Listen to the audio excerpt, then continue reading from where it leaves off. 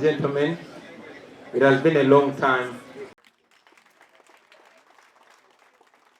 Era kati bwe tuba tusimbudde emisinde waluka gatayinza kundeka.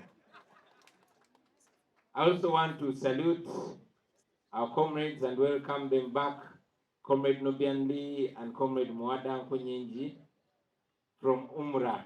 Assalamu alaikum wa rahmatullahi wa barakatuh. Takbir! We used to tease Nubian. We used to call him Haj Ali because he used to be the devoted Muslim in our group in Firebase. So now the name has come to pass. The man is Ali and his Haj. Momogende Compound. Ladies and gentlemen, we're supposed to be here with Mama Jolly Mugisha, the Deputy President for Western Uganda.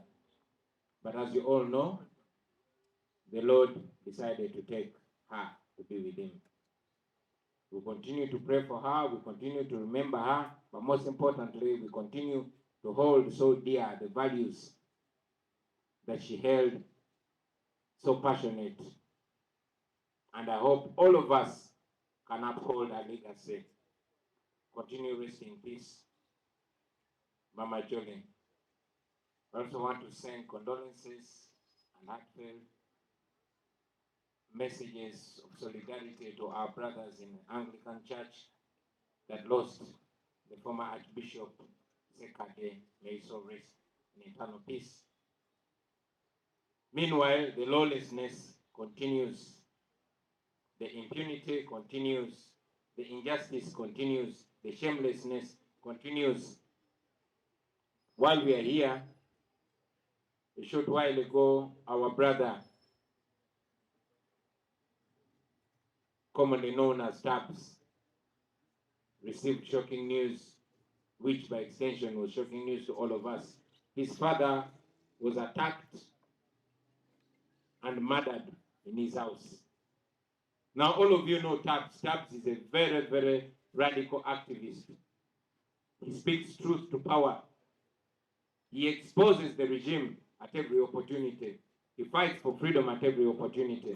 Now following a very deep interview, an international interview that he did exposing the injustices and the atrocities meted on the people of Uganda by the Museveni regime, it is wanted to get back to him, to get back at him. We know that one day all this will come to light and those that did it will face justice. Now today, ladies and gentlemen, I want to talk about only two things, maybe three. First, I want to add my voice on the many voices speaking about the plight of the political prisoners that have been held in prison for the longest time, some 4, approaching 5 years, and others years and several months. Now, all of you know that these people were arrested and detained without any crime. We challenged the regime, we challenged the judicial system to expedite their prosecution. They didn't. No evidence was adduced, but they continued torturing these people in prison and intimidating them. All of you know that because our leadership is so reduced, you've seen irresponsible people speaking in the name of the government and bragging about, pressuring and coercing these prisoners to accept the crimes they never committed. You also, Balaam, visiting prisons beyond visitation hours. Many times, I myself went to prisons, Kitalia and Luzira, and they blocked me from seeing these prisoners. And yet, at hours, sometimes past midnight, sometimes on weekends, Balaam and other regime apologists were allowed access to these people. They constantly told us that they were being coerced, they were being intimidated, and others being promised lots of things if they lied on themselves, if they accepted the crimes they did not commit. Ultimately, many of them accepted. Not all of them. There are still 9, including Machete, Kalanzi, and others that are still standing firm. But ladies and gentlemen, I want to tell you that we understand. I personally understand, and I believe most Ugandans understand. We understand these comrades. We know that they are so pressed from all angles, denied access from we, their leaders, who would give them confidence and hope, and yet pressured and coerced, using the prison officials and using those that are occupying government positions. I have a strong message that we are still standing with you. We do not criticize you for weakening, because we know what you're going through.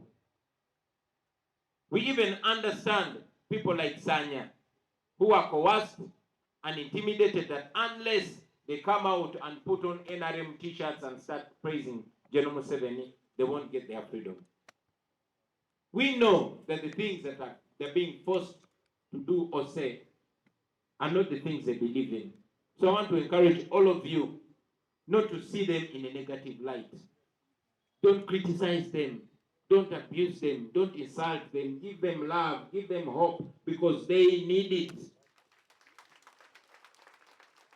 They have fought a good fight, and they are still fighting. Keep your arms open for them. I want to thank our team that has been looking after their families, paying school fees for their children. I want to thank you very heartily for not stopping. And we shall not stop. These people are innocent. These were just supporters. The regime is doing this to intimidate anybody else. But they don't know that they continue to expose themselves. As for us, we shall not give up. I also want to salute comrades like Machete, like Kalanzi, and many others who are still in prison, and they are still refusing to go by what Balam and Museveni are saying. Because they understand, we took time to explain to them, it is so dangerous for anybody to coerce you to accept and be convicted, not of any other crime, but terrorism. That means you are a terrorist. That means you are accepting a curse on yourself. This regime is so heartless. You cannot subject somebody's son or daughter to such a curse. They didn't. Terrorism, supporting the opposition is not terrorism. If so, why didn't they arrest me? Because these people were supporting me and the National Unity Platform. Why don't you arrest me? Why don't you prosecute me for terrorism? That shows that you're just cowards. Anyway, we salute you, comrades, and everything is to try to weaken us.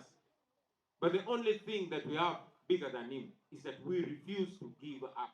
So friends, wherever you are, refuse to give up. I also want to once again raise the plight of our missing people. Our people are still missing. The Chibalama family is still crying. The Kanata family is still crying. And 18 other families. Those people are still missing. Nobody has ever seen them. We want them. We continue to demand for them. Now this takes me to my next point, and that is the sanctions that were recently slapped on 4 police officers, namely